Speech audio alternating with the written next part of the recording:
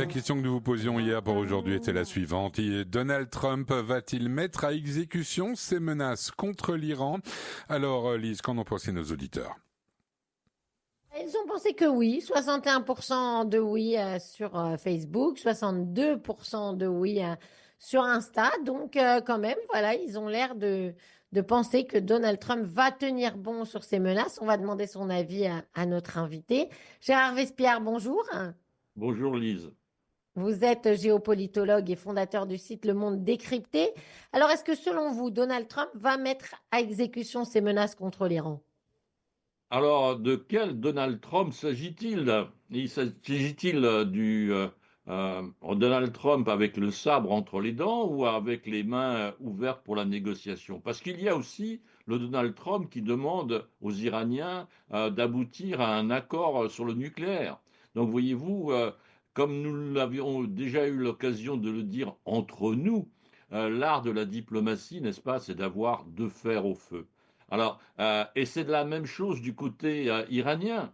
Le guide suprême, pour des raisons idéologiques, pour des raisons de 46 ans de pouvoir, ne peut pas négocier avec le grand Satan. Ce n'est pas possible. Donc, on refuse les négociations. Mais l'appareil politique, diplomatique iranien se dit que finalement, si on ne parle pas du nucléaire civil, on pourrait peut-être parler du nucléaire militaire puisqu'il n'existe pas. Voyez-vous. Donc il y a dans les deux camps deux fers au feu. Et sur la question que vous avez posée, je ne crois pas qu'il y ait des menaces. Il y a effectivement, ou en tout cas qu'il y ait des frappes, il y a des menaces parce que ça fait partie de l'arsenal. Donc les grands super bombardiers furtifs sont arrivés à 4000 km des côtes iraniennes dans l'îlot de Diego Garcia. Ils serviront aussi pour les Houthis.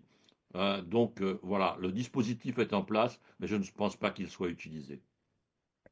Alors, tout de même, l'Iran est assez gonflé, je trouve, Gérard Vespierre, d'aller se plaindre auprès du Conseil de sécurité des Nations Unies des menaces du président américain.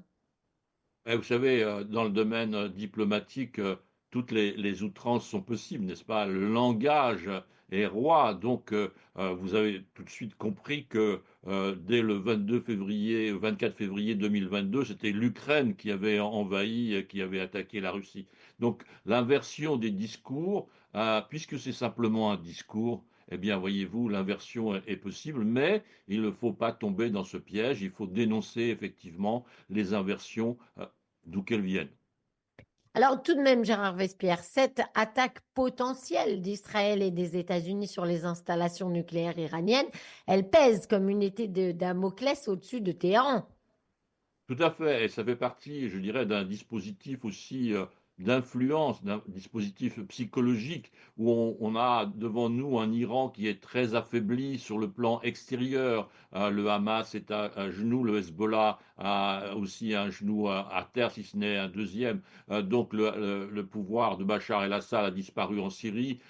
Les Houthis prennent des bombardements et les États-Unis demandent aussi à à l'Iran d'arrêter son influence en Irak. Donc il y a une pression sur l'extérieur, il y a une pression intérieure que nous connaissons tous en Iran sur le plan économique, l'inflation, le chômage et aussi les grèves, etc. Donc il y a un dispositif très très important de mécontentement et ce qui aboutit à des dissensions à l'intérieur du régime. Donc d'un côté il y a les équipes autour du guide et puis il y a les autres pour faire très court. Donc il y a cette pression maintenant extérieure qui s'ajoute pour peut-être un jour aboutir, dans le cadre d'un mécontentement et d'un déclenchement, eh bien, à une insurrection populaire qui pourra peut-être mettre fin à ce régime.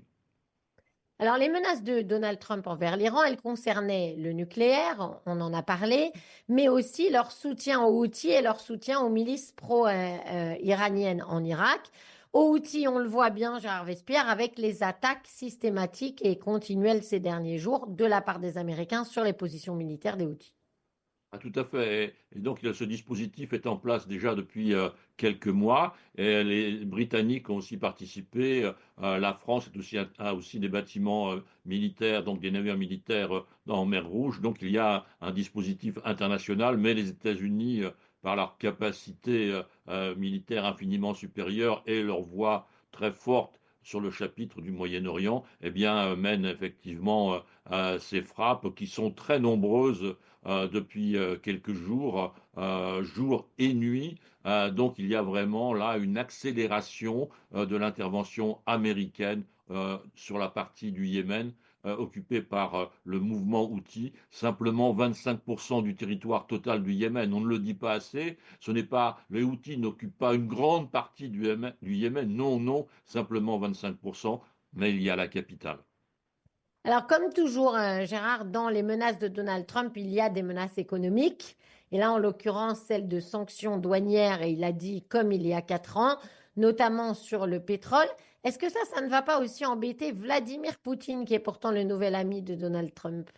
Alors, il y a deux discours. Il y a un discours effectivement pétrolier sur l'Iran et un discours pétrolier sur la Russie. Et d'ailleurs, il y a quelques jours, des sanctions ont été prises contre une raffinerie chinoise, n'est-ce pas, Shandong Liqiang Petrochemicals, qui achetait et se fournissait en pétrole iranien. Donc maintenant, des sanctions sont euh, menée contre cette société, ce qui veut dire que tous ces clients fournisseurs sont maintenant sous la menace aussi de sanctions s'ils ont des contacts avec cette entreprise. Donc il y a une pression pétrolière internationale des États-Unis contre les clients de l'Iran.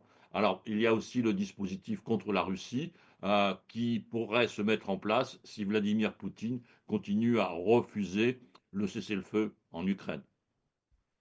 Alors justement, on peut terminer là-dessus, Gérard Vespierre. Vladimir Poutine, comme souvent, n'en fait qu'à sa tête, malgré les négociations avec Donald Trump. On a vraiment, vous y croyez, vous, à cette fin de guerre en Ukraine prochainement?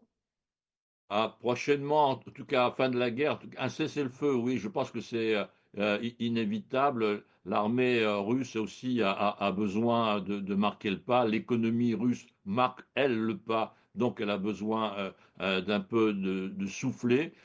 Il y a donc ces différents facteurs. Et la population russe, n'est-ce pas, si elle soutient Poutine, parce qu'autrement on va en prison, si on creuse un peu la question, 60% de la population, il y a quelques semaines, souhaitait la paix. Donc on soutient le président. Vous voyez, il y a cette attitude un peu ambivalente. On soutient le président pour des raisons, je dirais, de sécurité personnelle, mais sur le fond du dossier, les Russes sont aussi fatigués de cette guerre. Merci beaucoup, Gérard Vespierre, d'avoir été avec nous pour cette question du jour aujourd'hui. À bientôt. Je rappelle que vous êtes géopolitologue et fondateur du site Le Monde Décrypté. Merci, bonne journée à vous et à toute l'équipe. Au revoir. 87 53 02 850 87 53. Suivez-le sur Facebook et Insta.